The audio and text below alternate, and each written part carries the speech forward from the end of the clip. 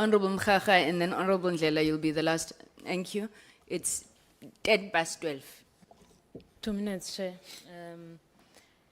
Good morning, Chairperson and colleagues. Good morning, Minister. Minister, does it not bother you that this will lead to endless legal battles? Because I can assure you that as the EFF, we are going to challenge this unconstitutional proposal, not only in Parliament, but we'll make sure that we explore all legal mechanisms, because we are not about to accept a situation where our laws are rewritten in Washington.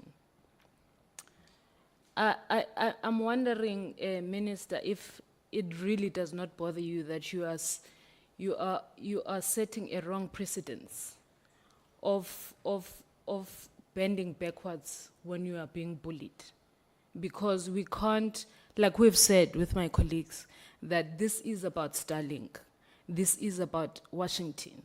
So now we have a bunch of bullies bullying you, and you are bending backwards for them. And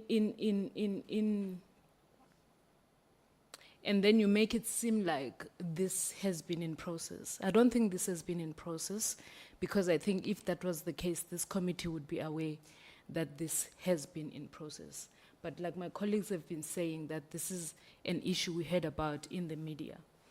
I'm wondering if maybe it doesn't bother you that you're making us look weak, that when racists are throwing toys, right, and are hating on black people in our country, and you are giving them what they want.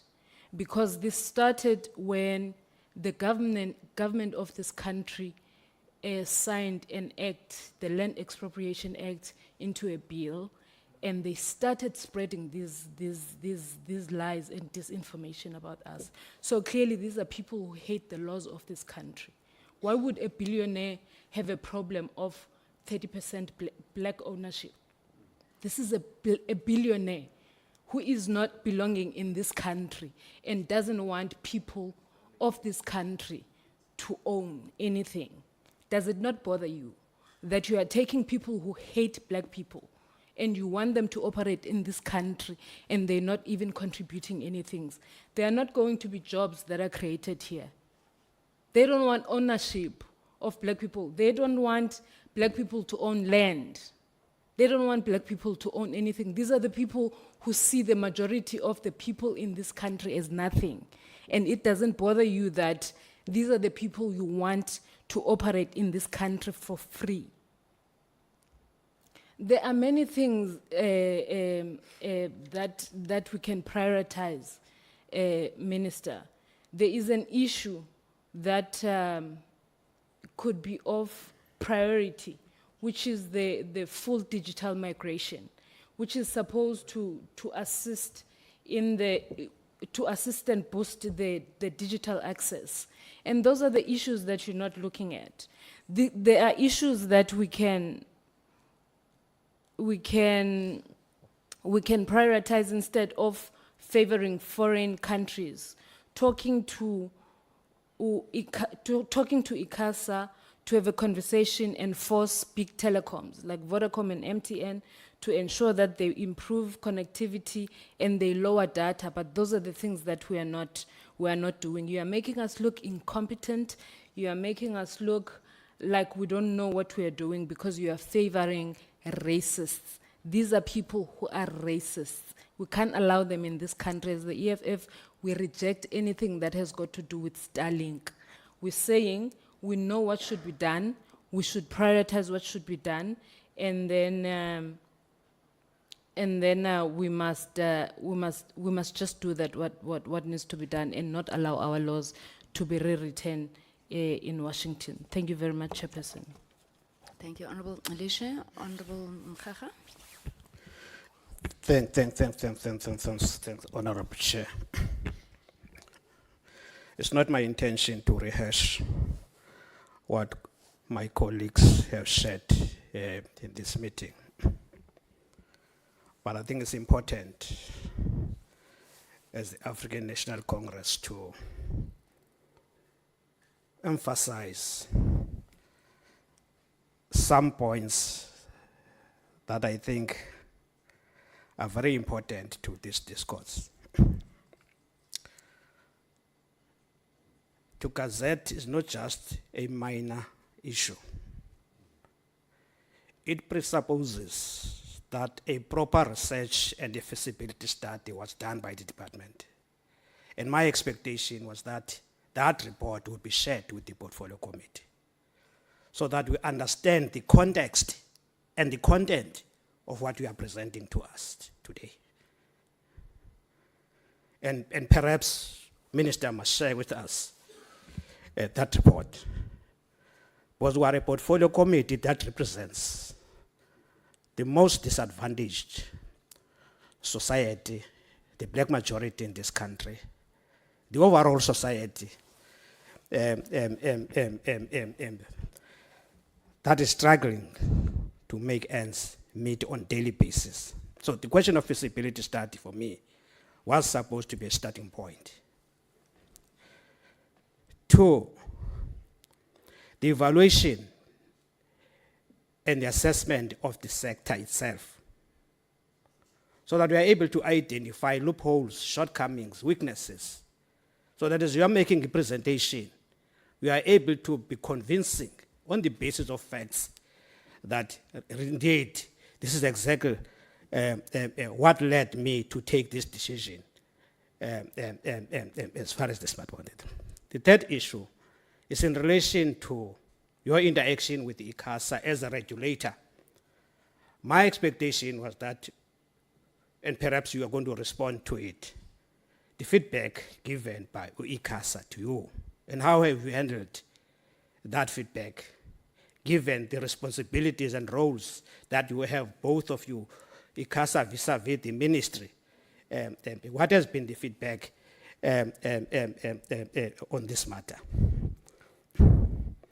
Are you, Minister, and you can read the mind, because we're politicians here, internationalists for that matter. We can read between lines. And I think these members are beginning to share the posture they are adopting on the matter. Are you really aligning or amending the act? But the honesty from your side would assist you and us so that the question of amendment, Parliament has got a due process that you must follow, certain protocols that you must follow. Are you really amending the act under the pretext that you are aligning? What exactly are you attempting to do? What advice have you got from the officials? And I'm raising this, Chair, because, Honorable Chair, because supposedly the minister has got legal advice from the legal gurus, whether a regulation can amend an act. Whether a regulation can amend an act, because an act is law.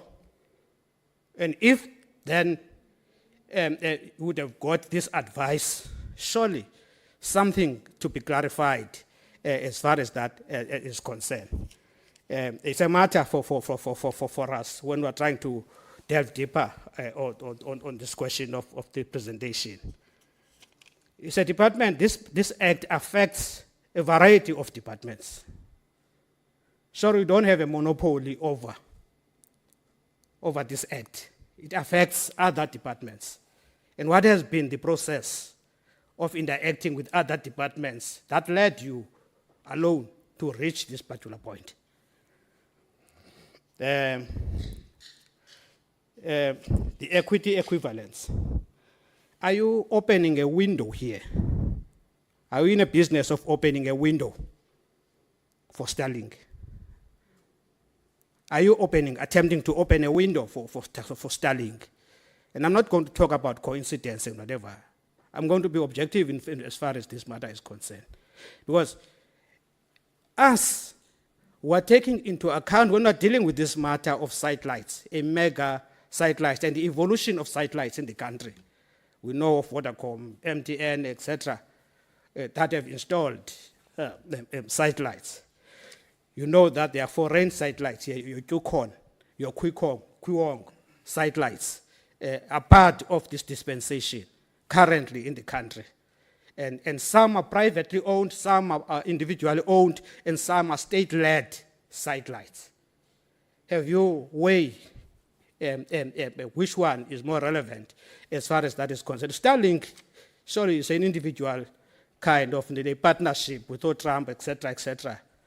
They are trying to fool us as a country to believe that Elon Musk it's an imperative, it's an agenda to fully control the digital space of this country. Hence, we are very sensitive on the matter because the sovereign security risks are very important when we are dealing with this matter, particularly on a service provider that has pronounced itself. It has pronounced itself because it started by demonizing the entire country, all of us here, demonizing all of us here. And therefore the question of loyalty as you enter into partnership becomes critical politically as you are dealing with these matters. Have you taken into account such factors? As you conclude, Honorable Mkhafa. As I'm conclude, Chair, the chemistry of mega satellites is a very important matter. Maybe it's a matter a committee must find time and engage and on it so that we're not taken for the ride for certain external forces that are beginning to erode the country. I thought maybe it would be better if you are saying you're considering increasing the stakes for our people as far as this is concerned. But the issue for me is your responsibility as a minister, the responsibility of ICASA. Are you able to balance as two bodies, to balance your interest as you are advising government? Because the expectation is that we're supposed to be advising the government. If you are developing an act, you are amending an act, surely